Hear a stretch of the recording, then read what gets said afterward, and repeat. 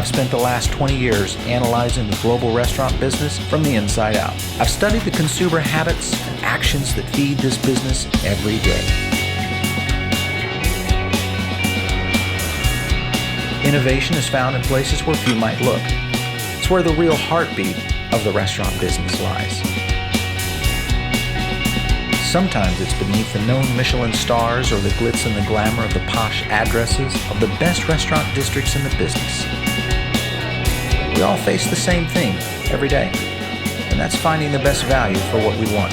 I'm Paul Barron, and this is my show, and I'm in search of amazing food, stellar service, and that unforgettable experience.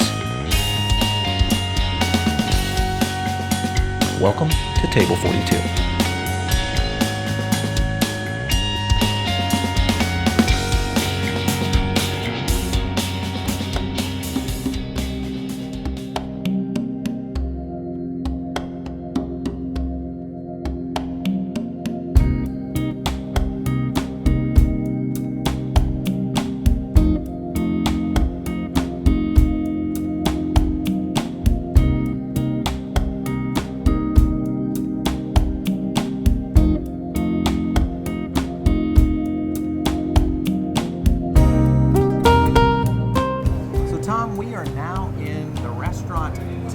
Is that how you pronounce it? Yes, sir. Two restaurant and bar. I Pretty love simple. this. This is, first of all, it's kind of an interesting design you guys have put into the concept itself. But what's really cool is your menu. Mm-hmm. So let's just jump right into the menu itself. Sure. And kind of talk about where that inspiration came from. The inspiration came from Butcher House inspired, everything locally sourced as possible, sustainable as possible, and our creative process all comes from within the team. Right.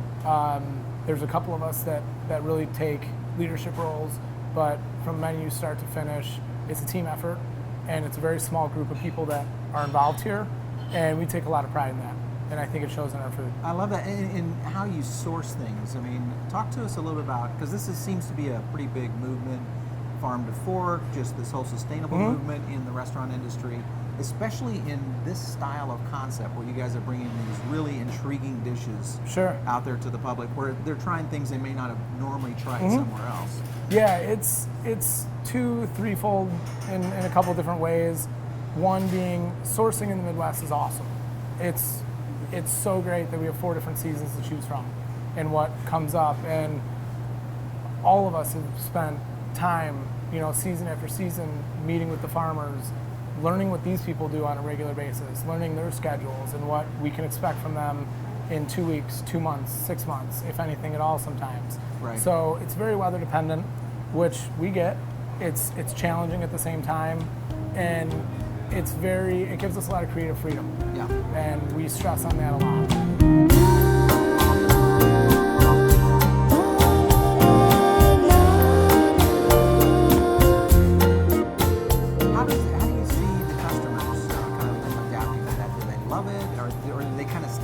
Certain things that they just kind of get comfortable with, or is there more experimentation going on? That's a great point. Our customers, we get great feedback on what we do, which is awesome, and it's a fun part of the job.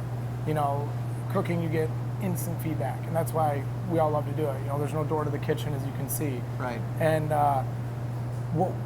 in 9 months, there's 2 menu items that have not changed, and that's it. We've reprinted the menu upwards of 80, 90 times, and if people love something, they can always ask for it, but if it's not in season, we're not going to bring it in.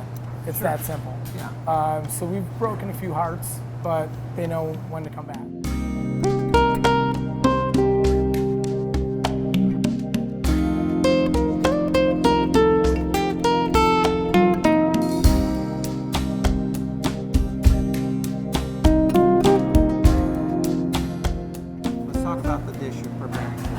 Tell us a little bit about dish. this. It's a fun dish. We're using ivory char from Aquaterra Farm in Bristol, Wisconsin. It's about 60 miles north of Chicago. Right. It's a 100% organic, sustainable, indoor aquaponic farm. So let's walk through the actual dish itself, the prep, how the menu ingredients kind of come together. Sure. Well, we started, the actual service piece is toasted brioche. Then we do a PBR aioli. Traditional aioli, egg yolks, cream garlic, a little bit of extra virgin olive oil, and then some fresh herbs. We use chives, a little bit of fresh thyme, and then some actual PBR.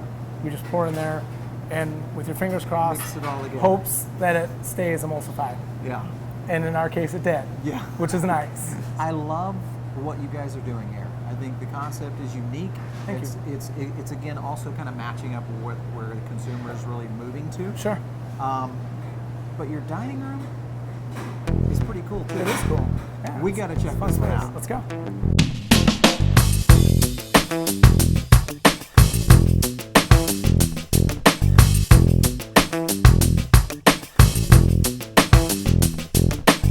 Hey, listen, I just came out of your kitchen with Tom. Great stuff. He showed me like the inside of two.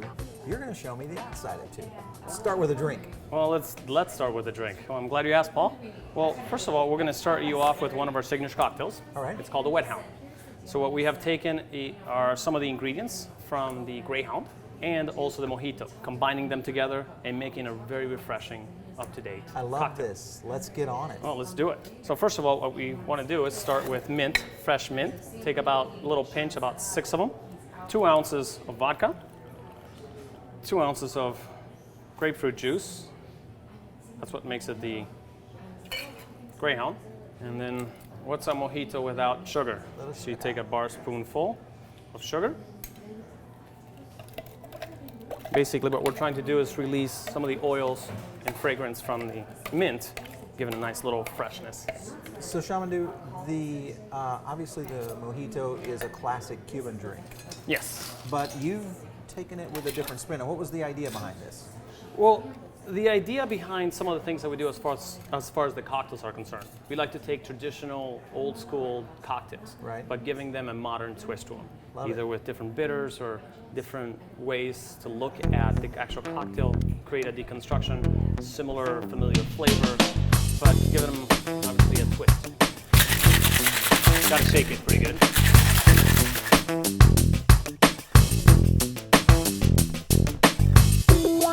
I gave you a heavy pour. You're welcome, Paul. Replacement to my mojito is now the Wet Hound. Well, I would hope so.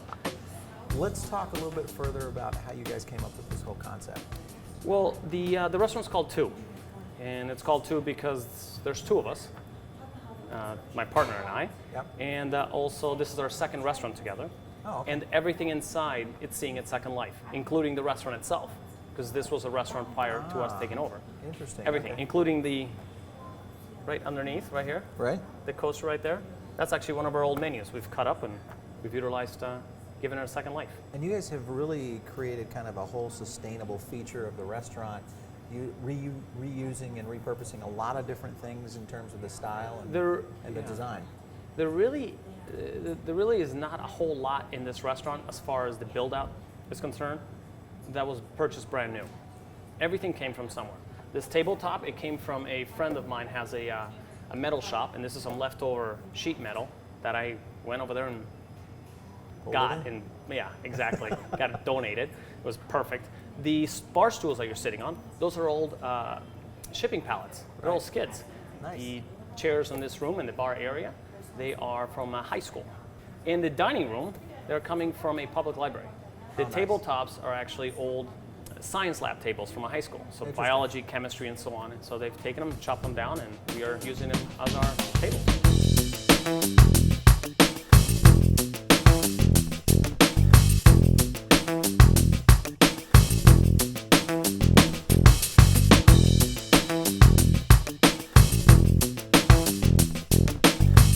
The consumer now is becoming more and more educated Right. on where food is coming from and how it's being produced and how it goes from being grown to actually ending up on their plate. Right. And it's a great time to Yeah. be in the culinary world. And you guys get a chance to really showcase that, and now consumers can give you credit for it.